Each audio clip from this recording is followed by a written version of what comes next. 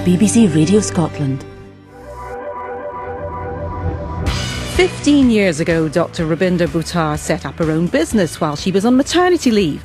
Now her clinical research company, ClinTec International, is a global success with a turnover of just over £14 million. How hard was it to achieve this level of success? Does Rabinder have qualms about the ethics of the pharmaceutical industry? And just what is it that makes this Asian businesswoman so determined to succeed? I'm Claire English, and in this edition of Trip to the Top, Rabinder Buttar will supply some answers.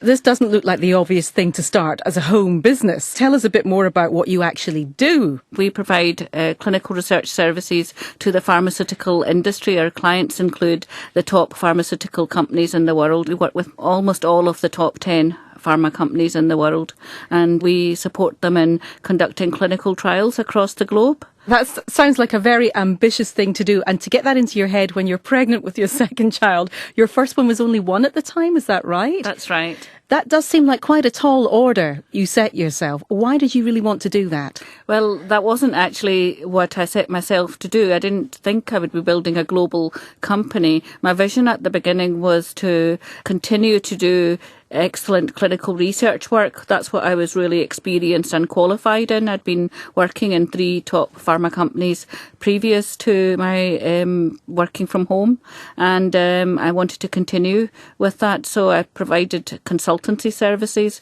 in drug development to the pharma industry, but my clients really liked what we were doing and wanted more services. So that was how it sort of evolved. But there you are, you're doing that, you're trying to set up a business and you're changing nappies, cooking meals. Did it occur to you at that stage that you were going to end up a successful entrepreneur running a global firm of this magnitude? I didn't really know very much about running businesses. I'd never run one before. That's terrifying.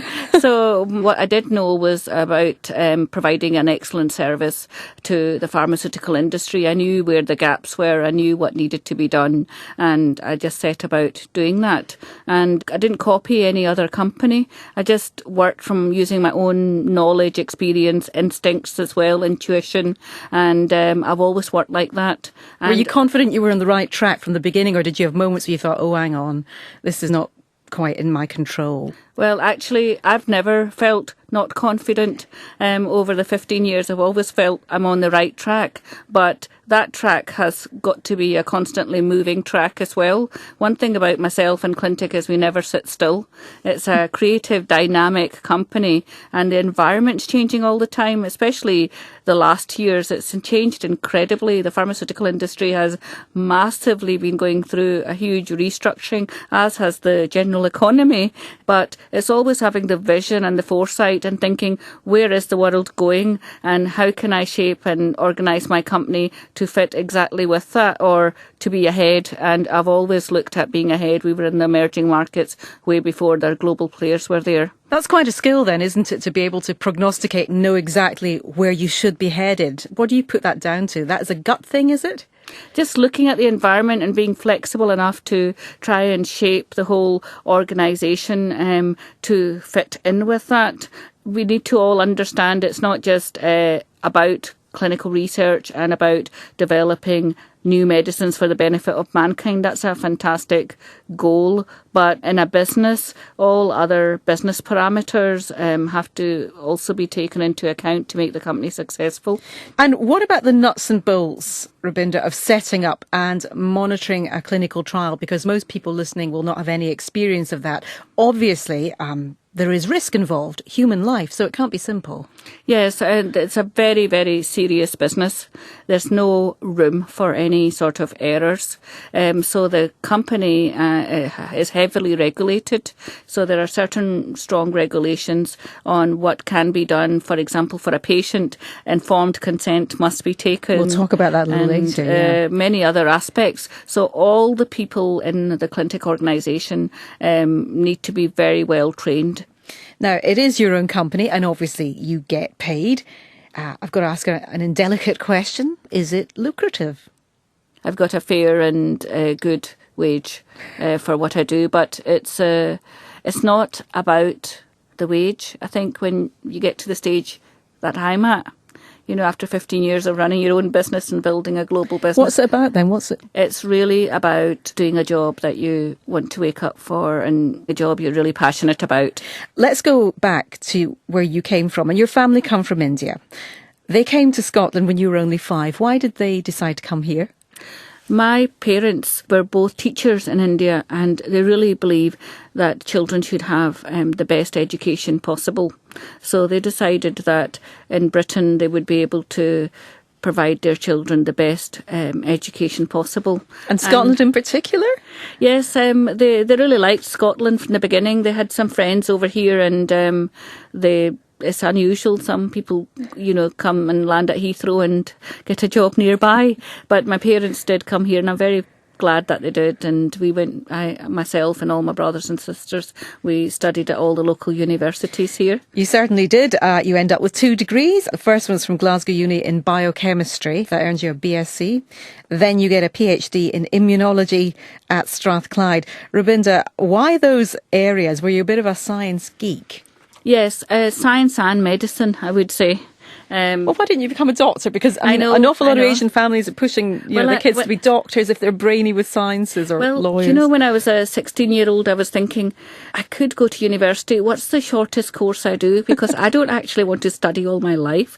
And I've heard that for a medical degree, you study 5 years and you still keep studying. And that was my attitude then. So I thought a science degree was better. Because what? You wanted to get out and work, or you wanted to earn money? What was the frustration? No, I didn't think about studying a lot. I wanted to go out and work somewhere. But were you thinking about clinical trials at that point? I mean, that's not a sort of obvious thing to pop into your head.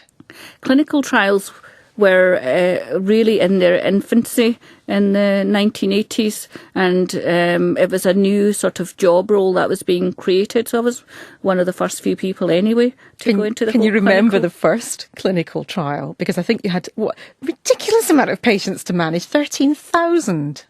The first trial and one of my first projects, I think a lot of people would just shy away at that. They would say, no, that's not for me. I've just started my business. But one of the first projects we were involved in was a cardiology study in 24 countries in Europe. It's published now in a prestigious journal.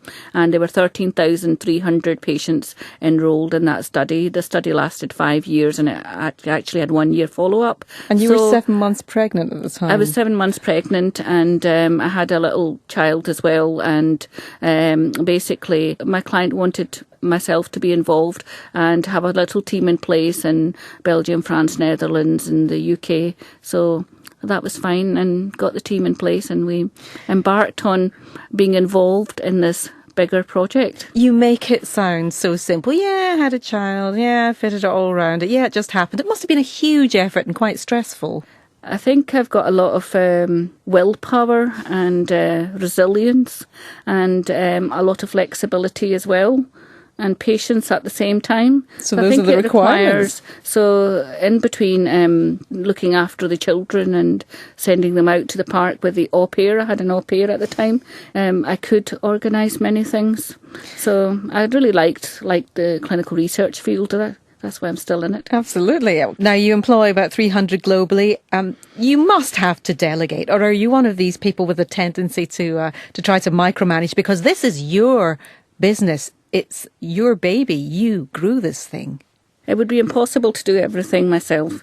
And we do have country managers in place. We have directors in place. So we have a lot of management personnel in place. And I do like to delegate. But I'm really a hands-on CEO at the same time. Mm-hmm. So I do know my customers. I do know their projects. I do know the people in the company very, very well. And I'm just generally interested. But if my team are doing well, then I'm sort of hands-off. They can really run with things. If they need support from me, I'll be right there with them, providing that support. You're a very busy woman. You're global. You're all over the place. Run us through the kind of day or week that is as typical as it can be for you, because you are a working mum. I know you've got 2 sons and they're a bit older now, 15, 17? Yeah, 15 and 17. Right. So what's life like on a sort of week or day-to-day basis? Well, I have weeks that I'm here in Glasgow, and I really love those weeks. And there are weeks that I'm away actually on a business trip. So like next week, I leave on Monday and I come back on Friday, and I'm in the United States, and I've got a very, very busy schedule in Philadelphia, New Jersey, New York, and I'll be back. So that's a very busy week away. And my husband and children, they call it a bonus week. They're going to really enjoy themselves. Because you're not there. But typically my husband helps a lot to organise things around the house, and the children are very, very used to it because this has been since the beginning. And how many sort of weeks a year are you away travelling? I'm away a lot. What, 50-50 kind of thing? It's been like more like 70% of my time. Whoa. I've been travelling somewhere, doing something away from the Glasgow office, and the other 30% or so here. So it's been quite a lot recently. The days that I'm in the office, I really do my best to connect with all the people in the office and catch up with all the functional teams. And what about the family and catching up with them? Because your husband's got his own career. Is he a dentist? My husband's a dentist, yes. And so he's got kind of set hours. He's quite stable. I think this couldn't have worked if two people were on it with erratic schedules. So he's got a very fixed schedule, apart from sometimes he does emergency cover. But normally it's very fixed, and that helps a lot. Have you ever missed a vitally important milestone in either of your sons' lives because of work? I mean, being away for birthdays, I'm guessing the chances are you've missed some things because you're away so much. Thankfully, I still have a certain amount of flexibility, and I've always been here for my son's birthdays and my husband's birthday. You've managed it. I've managed it all these 15 years. But what I have to say is I was just about to get on the stage and address about 200 people in Hyderabad in India when the phone call came on my mobile from the school teacher saying that your son's been taken to